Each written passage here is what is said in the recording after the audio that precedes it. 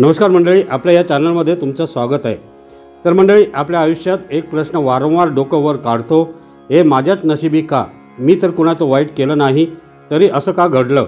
कधी आपण कर्माला दोष देतो, कधी नशिबाला, तर कधी देवालाच प्रश्न विचारतो, हे का?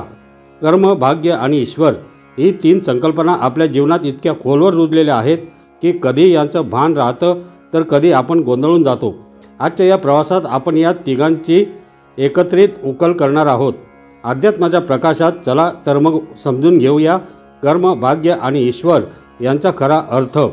हा प्रवास असेल आत्मपरीक्षणाचा, श्रद्धेचा आणि आत्मज्ञानाचा।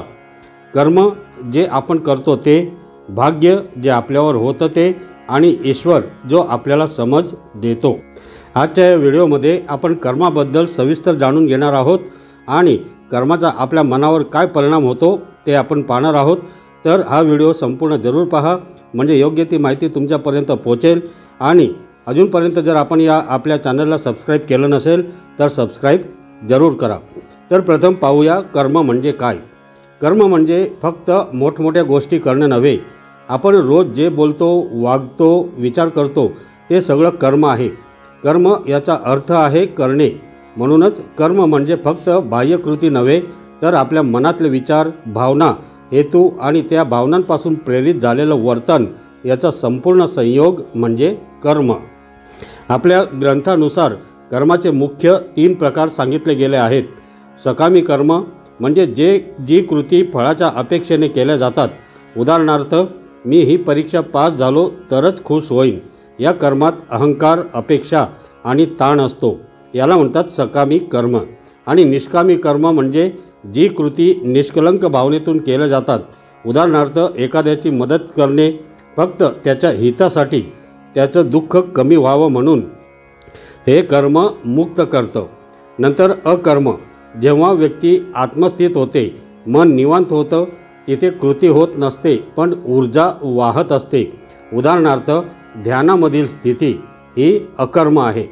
श्रीमद भगवद्गीता म्हणते, कर्म हे योग्य भावनेने, योग्य हेतूने आणि समर्पण भावनेने केलं पाहिजे। कर्म आणि नियती कोण जास्त महत्त्वाचं? कर्म हे नियतीपेक्षा मोठं आहे का? या प्रश्नाचं उत्तर आपले संत यांनी सहज दिले आहे। कर्म हेच भविष्य घडवतं। आजचं कर्म उद्याचं भाग्य घडवतं। उदाहरण, एक गरीब विद्यार्थी जर दररोज परिश्रम करत राहिला तर त्याच्या गरिबीतून तो बाहेर पडतो। पण जर त्याने माझं नशीबच वाईट आहे म्हणून काही केलं नाही तर तेच नशीब अढळ राहतं। म्हणजेच कर्मावर लक्ष केंद्रित करणं हेच नियती बदलण्याचं साधन आहे। आता पाहूया कर्माचा मनावर परिणाम। आपण जो विचार करतो तोच आपलं कर्म बनतो। जर विचार नकारात्मक असतील तर कृती विस्कळीत होते। जर विचार निर्मळ असतील तर कृती यशस्वी, आनंददायी। मनातले विचार, द्वेष, लोभ, मोह हे सुद्धा कर्माच्या श्रेणीत येतात। जर आपण दुसऱ्याचा तिरस्कार केला, जरी कृती केली नाही तरी ते मानसिक कर्म ठरतं आणि याचेही परिणाम आपल्यावर होतात। त्यामुळे कर्म शुद्ध करायचं असेल तर मन शुद्ध करणं गरजेचं आहे। काही वेळा आपण चांगलं कर्म करतो पण त्यामागे मीपणा असतो। हे मी केलं, त्याचं श्रेय मलाच मिळायला हवं, हा भाव कर्माला पवित्र बनू देत नाही। जर कर्म अहंकारातून, सुडातून किंवा लोभातून होत असेल ते कर्म आपल्यालाच बांधून टाकतं। पण जर कर्म भक्तिभावाने, निष्कलंकतेने केलं तर ते आत्म्याला उन्नत करतं। जेव्हा आपण कोणतंही कर्म अहंकाराशिवाय करतो तेव्हा देवाची कृपा आपोआप मिळते।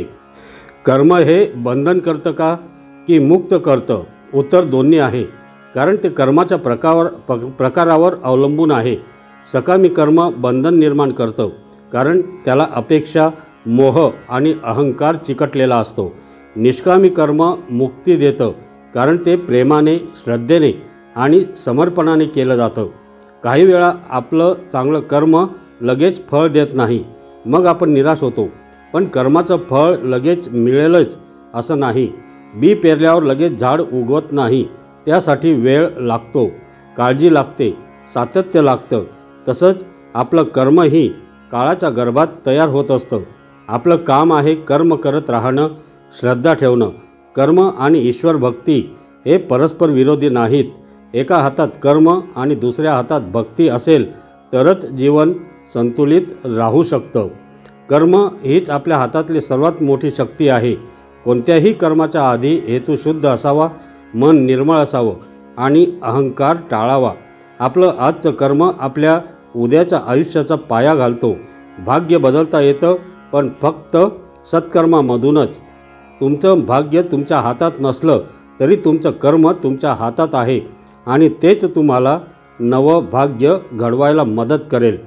तर मंडळी, जर हा व्हिडिओ तुम्हाला आवडला असेल तर नक्की लाईक करा, तुमच्या मित्रांसोबत शेअर करा.